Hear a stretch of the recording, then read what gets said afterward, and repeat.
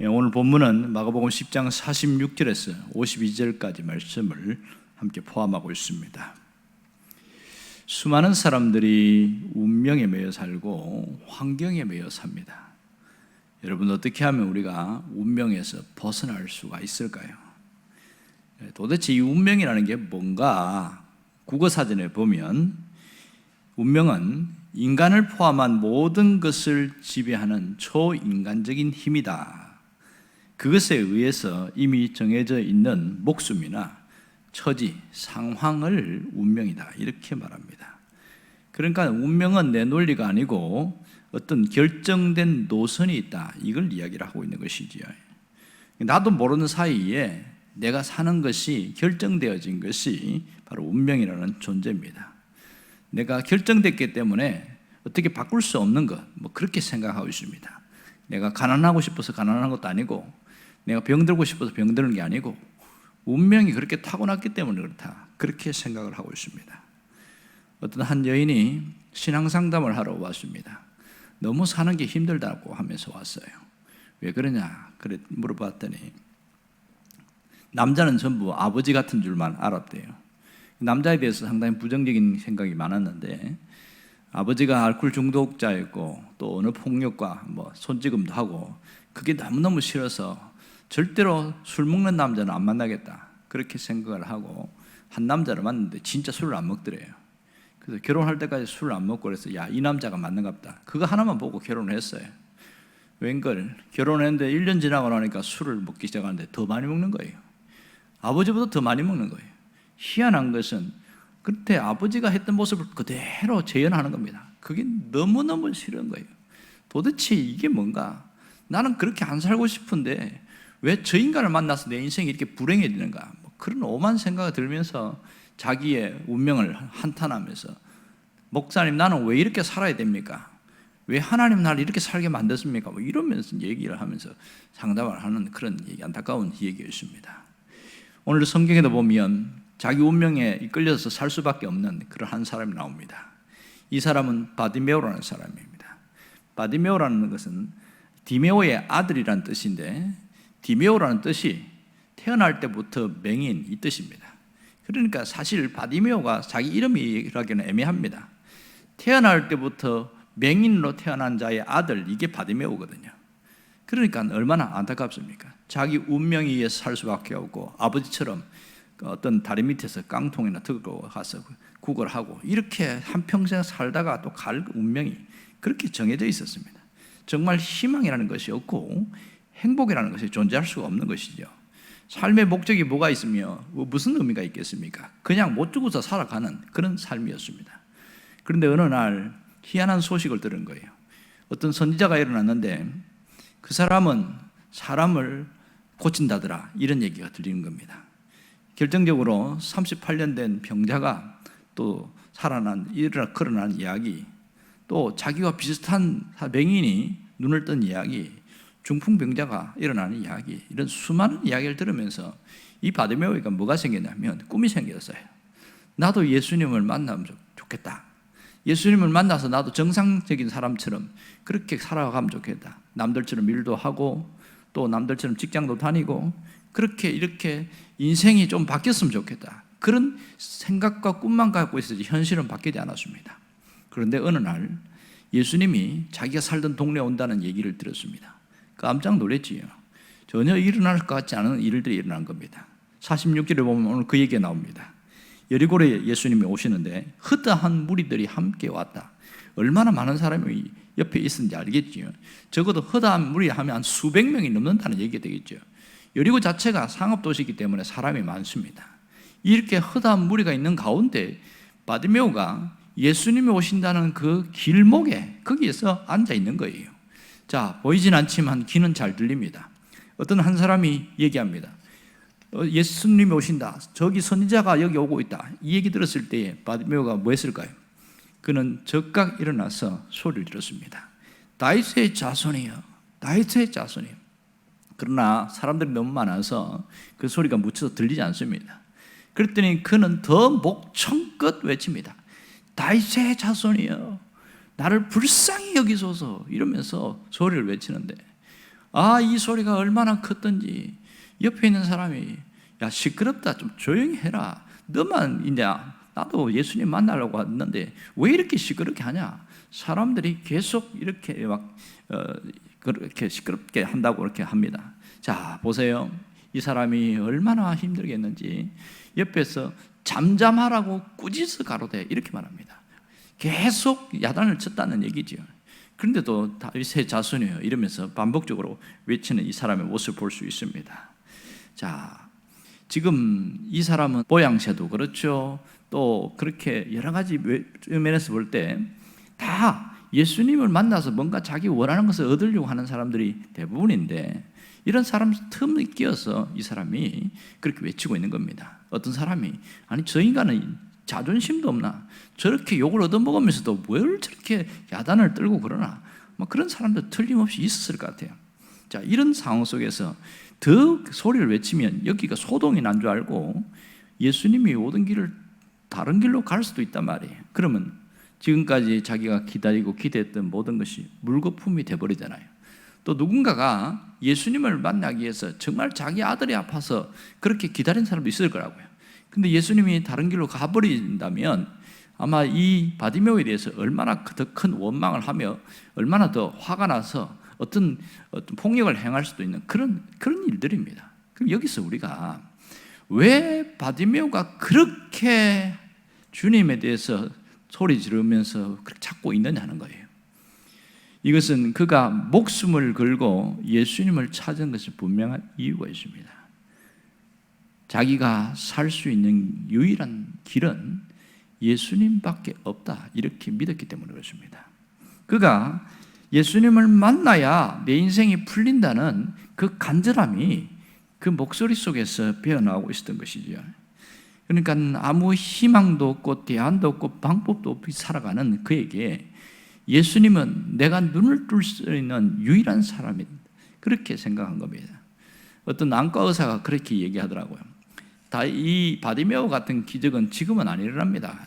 왜 그러십니까? 그랬더니 바디메오는 선천적으로 시신경이 죽었기 때문에 이런 사람들은 안과 의사도 개안 수술을 할 수 없습니다. 그렇게 이야기해요.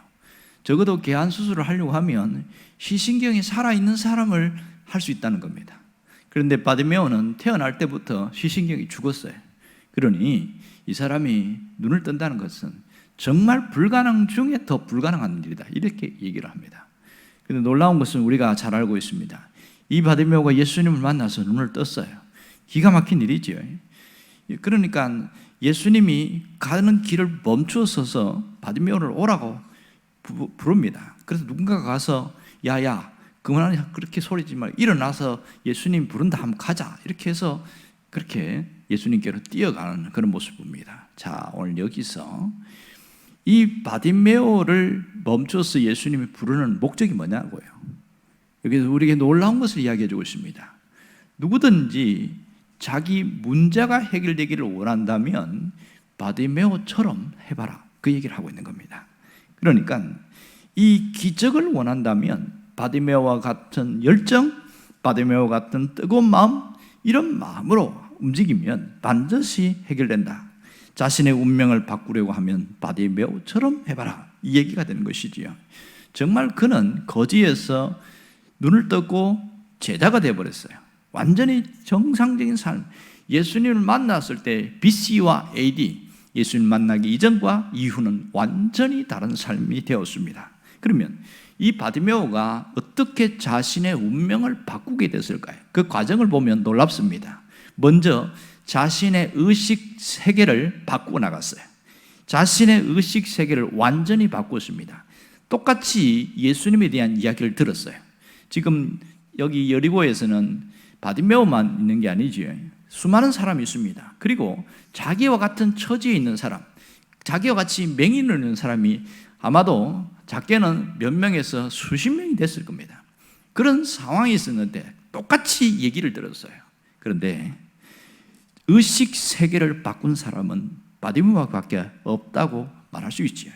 오늘 여리고에서 이 맹인을 고친 것은 바디메오밖에 없기 때문에 어떻게 자신이 지금까지 절망하고 비참하게 살아가고 이런 삶에서 소망을 가지게 되면서 나는 예수님을 만나면 눈을 뜰 수 있다.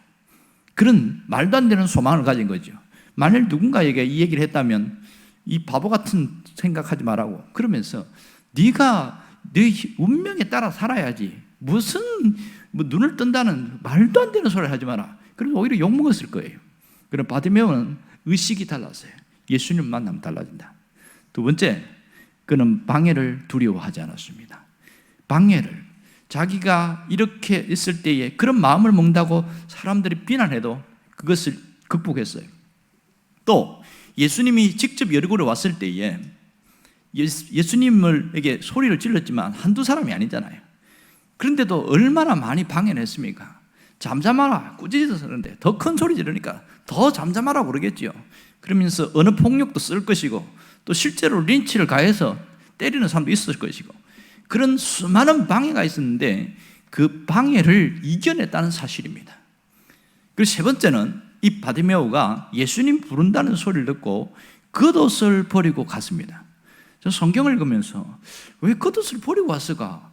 이왕이면 겉옷 입고 간다고 뭐 예수님이 안 고쳐줄 것도 아닌데 굳이 겉옷 버리고 가는 이유가 뭘까? 이런 생각이 들었어요.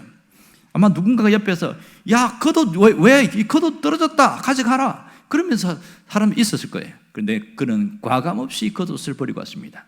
제가 찾아보니까 이 겉옷이 상당히 중요한 거더만요. 아무나도 구걸할 수 있는 게 아니라 이 정부에서 주는 겉옷이 있대요.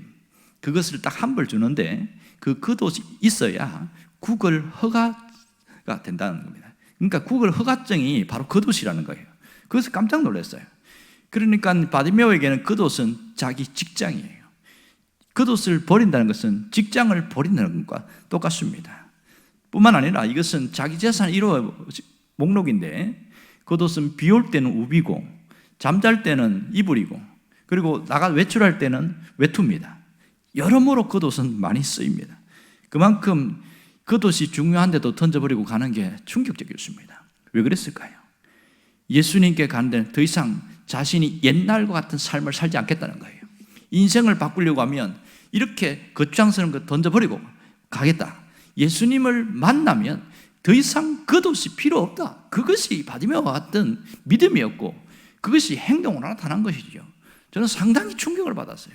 만일 눈을 못 뜨면 어떻게 할 건데, 눈을 못 뜨면 겉옷이라도 있어야 먹고 살 거 아니냐. 그런데도 이 바디메오는 던져버리고 가는 거예요. 오늘 무엇을 이야기한 줄 압니까?